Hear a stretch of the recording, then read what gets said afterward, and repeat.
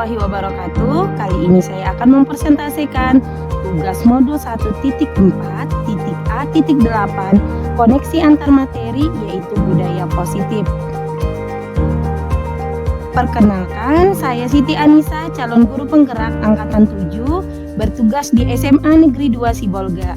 Fasilitator saya Ibu Nurul Mahbubah dan pengajar praktik saya Bapak Juliber Simanjuntak. Koneksi antar modul 11, modul 12, modul 13, dan modul 14 yaitu bagaimana hubungan atau keterkaitan antara filosofi pendidikan menurut Ki Hajar Dewantara dengan nilai dan peran guru penggerak, kemudian visi guru penggerak, serta budaya positif.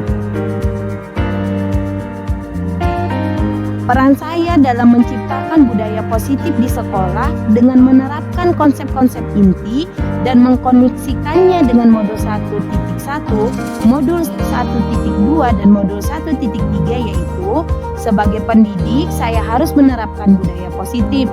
Karena dengan menerapkan budaya positif akan menghasilkan suatu ekosistem sekolah yang penuh dengan suasana positif. Hal positif akan terwujud jika dilakukan secara konsisten dan berkolaborasi. Sebagai pendidik, kita juga harus mengetahui konsep-konsep inti budaya positif dalam penerapannya. Konsep-konsep inti budaya positif diantaranya disiplin positif, motivasi perilaku manusia, hukuman dan penghargaan, posisi kontrol restitusi, keyakinan sekolah atau kelas, dan segitiga restitusi. Bagaimana koneksi antar modul? Yang pertama, kaitan budaya positif dengan materi modul 11 Filosofi Pendidikan Ki Hajar Dewantara, yaitu budaya positif sangat berkaitan dengan filosofi pendidikan Ki Hajar Dewantara. Mengapa? Karena dalam filosofi pendidikan Ki Hajar Dewantara, pendidikan itu menuntun anak sesuai dengan kodrat anak, yaitu kodrat alam dan kodrat zaman. Dalam proses menuntun tersebut membutuhkan ekosistem pendidikan yang menerapkan budaya positif. Yang kedua adalah kaitan budaya positif dengan materi modul 1.2 peran dan nilai guru penggerak. Pemahaman tentang budaya positif akan mendukung peran dan nilai guru penggerak dalam proses pembelajaran yang dilakukan. Guru harus senantiasa menerapkan konsep inti budaya positif dalam mengaktualisasikan nilai dan peran yang dimilikinya. Yang ketiga yaitu kaitan budaya positif dengan materi modul 1.3 visi guru penggerak. Dalam rangka mewujudkan visinya, seorang guru penggerak harus menerapkan budaya positif dalam prosesnya. Visi guru yang luar biasa akan mudah tercapai jika dirinya dan lingkungan pembelajarannya sudah menerapkan budaya positif.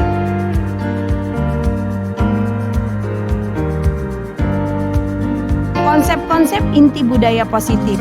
Yang pertama, disiplin positif. Disiplin positif merupakan salah satu cara penerapan disiplin yang bertujuan untuk menumbuhkan kesadaran serta memberdayakan anak untuk melakukan sesuatu tanpa sogokan, ancaman, maupun hukuman. Yang kedua yaitu teori kontrol. Yang bisa mengontrol seseorang adalah dirinya sendiri. Seseorang akan melakukan sesuatu atau tidak tergantung dari dalam diri orang tersebut sesuai dengan motivasi pemenuhan dasar yang dimilikinya. Yang ketiga, teori motivasi. Motivasi merupakan suatu alasan yang juga dapat menjadi dorongan bagi setiap orang untuk melakukan, menuntaskan, menyelesaikan suatu kegiatan yang mereka mulai untuk mencapai tujuan yang sudah ditentukan oleh motivasi tersebut. Yang keempat, hukuman dan penghargaan. Hukuman dan penghargaan adalah salah satu cara mengontrol perilaku murid yang secara tidak langsung menghambat potensinya dalam jangka waktu tertentu. Baik hukuman dan penghargaan akan sama-sama memberikan dampak yang sama, yakni ketergantungan bukan kemerdekaan, dan tentunya mematikan motivasi internal seseorang. Bagaimana posisi kontrol manusia? Posisi kontrol manusia ada 5. Yang pertama sebagai penghukum, yang kedua sebagai pembuat rasa bersalah, yang ketiga sebagai teman, yang keempat sebagai pemantau, dan yang kelima sebagai manajer. Jadi sebagai seorang guru, kita harus memposisikan kontrol diri kita sebagai manajer. Kemudian kita akan bahas kebutuhan dasar manusia. Kebutuhan dasar manusia itu terdiri dari kebutuhan bertahan hidup, kasih sayang dan rasa memiliki, kebebasan, kesenangan, serta penguasaan. Yang perlu dipahami dalam modul 14 juga keyakinan kelas. Keyakinan kelas itu adalah nilai-nilai kebajikan yang diyakini oleh warga kelas untuk menumbuhkan motivasi internal dan budaya positif di kelas. Selanjutnya yaitu segitiga restitusi. Restitusi itu sendiri merupakan proses menciptakan kondisi bagi murid untuk memperbaiki kesalahan mereka, sehingga mereka bisa kembali pada kelompok mereka dengan karakter yang lebih kuat. Tahapan segitiga restitusi terdiri dari menstabilitaskan identitas, memvalidasi kesalahan yang dilakukan, serta menanyakan keyakinan. Hal yang menarik dan di luar dugaan pada modul 14 ini adalah yang pertama, penghargaan. Penghargaan itu ternyata merupakan salah satu bentuk hukuman yang kita berikan kepada siswa, karena penghargaan dapat mematikan potensi yang ada pada diri siswa. Biasanya juga penghargaan tidak bertahan lama. Hukuman juga tidak memberikan cara yang efektif untuk mendisiplinkan siswa. Kemudian hal menarik lainnya yang saya temukan dalam modul 14 adalah ternyata ada 5 posisi kontrol guru dalam menangani siswa. Yang pertama itu, yang tadi itu adalah posisi sebagai penghukum, pembuat rasa bersalah, kemudian sebagai teman, sebagai manajer. Itu semua adalah posisi kontrol yang ada pada guru dalam menyelesaikan masalah. Kemudian hal menarik lainnya adalah dengan mengetahui kebutuhan dasar manusia, kita bisa memastikan motivasi yang dilakukan seorang siswa saat ia berbuat sesuatu yang tidak sesuai dengan keyakinan kelas ataupun sekolah. Selanjutnya adalah keyakinan kelas itu ternyata berbeda dengan kesepakatan atau aturan kelas. Keyakinan kelas itu terbentuk dari siswa, guru, dan seluruh masyarakat sekolah yang didasarkan pada prinsip keyakinan diri. Saya juga cukup sering melakukan segitiga restitusi dalam menyelesaikan masalah siswa saya, tetapi masih pada tahapan menstabilitaskan identitas dan validasi kesalahan. Yang sering saya lewatkan adalah menanyakan keyakinan kelas yang tidak sesuai dengan siswa itu sendiri. Kedepannya hal ini akan saya perbaiki dan saya rubah. Selanjutnya adalah perubahan yang terjadi pada cara berpikir saya dalam menciptakan budaya positif di kelas maupun sekolah saya setelah mempelajari modul 14 ini. Yang pertama, ternyata hukuman bukan cara yang efektif dalam menyelesaikan dan meningkatkan budaya positif di sekolah. Yang kedua, penghargaan merupakan satu bentuk hukuman yang dapat mematikan potensi yang ada pada diri siswa. Yang ketiga, sebagai guru kita harus memposisikan diri kita sebagai manajer. Yang keempat, untuk memotivasi siswa, sebagai guru kita harus memahami kebutuhan dasar siswa agar dapat memberikan solusi yang tepat dalam menyelesaikan masalah siswa. Yang kelima, dengan segitiga restitusi, saya percaya akan mendukung pembelajaran yang berpihak kepada siswa dan mendukung terciptanya budaya positif. Kemudian pengalaman yang pernah saya alami terkait penerapan konsep-konsep inti dalam modul budaya positif baik di lingkup kelas maupun sekolah saya pernah melakukan langkah restitusi dalam menyelesaikan masalah siswa.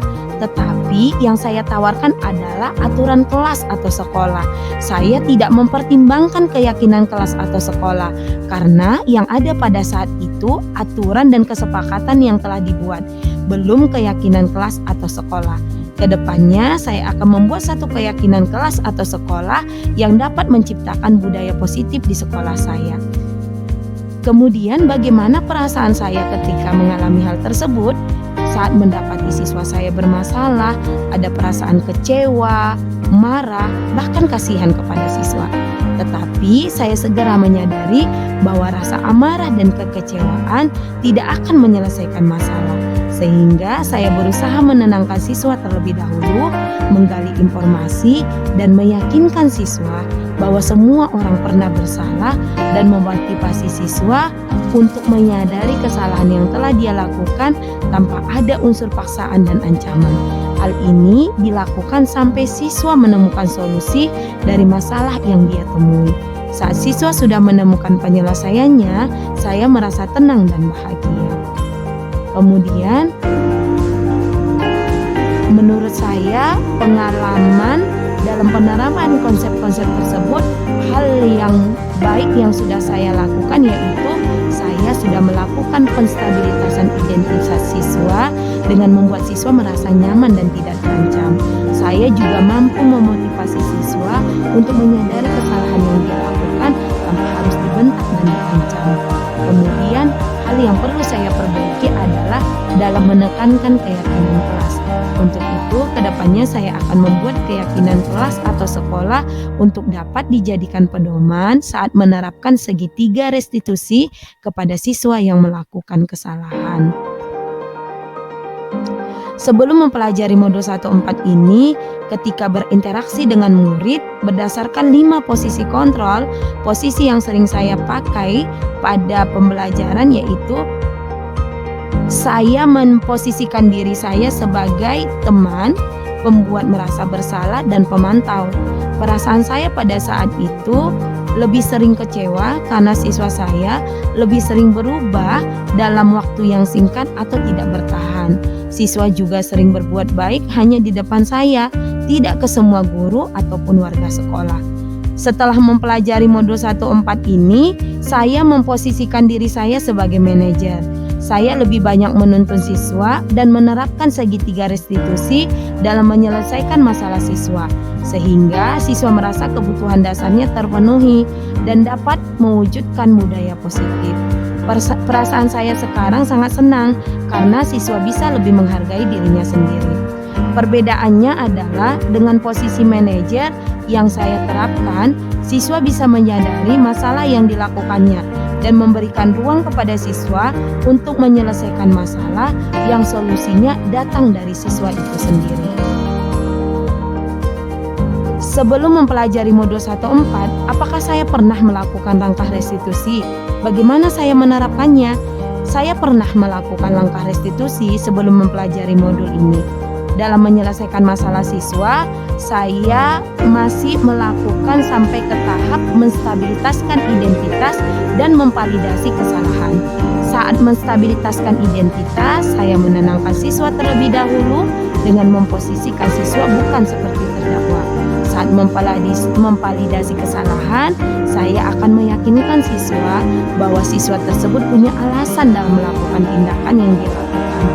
Yang belum saya lakukan adalah menanyakan keyakinan kelas, karena saya lebih sering mengarahkan ke aturan ataupun kesepakatan kelas yang telah dibuat.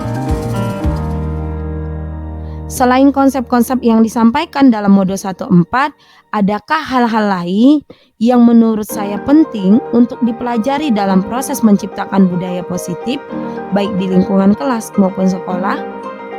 Hal-hal yang menurut saya penting untuk dipelajari dalam proses menciptakan budaya positif selain hal-hal inti tadi adalah sistem dan keteladanan yang konsisten serta kolaborasi dari semua pihak yang terkait. Suatu tindakan yang dilakukan akan menjadi suatu budaya jika dilakukan secara konsisten. Karena budaya itu suatu tindakan yang dilakukan tanpa harus diperintah, tanpa harus dipaksa atau diancam. Budaya positif akan terwujud dengan kekonsistenan dan kolaborasi dari semua pihak. Demikian pemaparan dari saya. Terima kasih, salam bahagia, tergerak, bergerak, dan menggerak.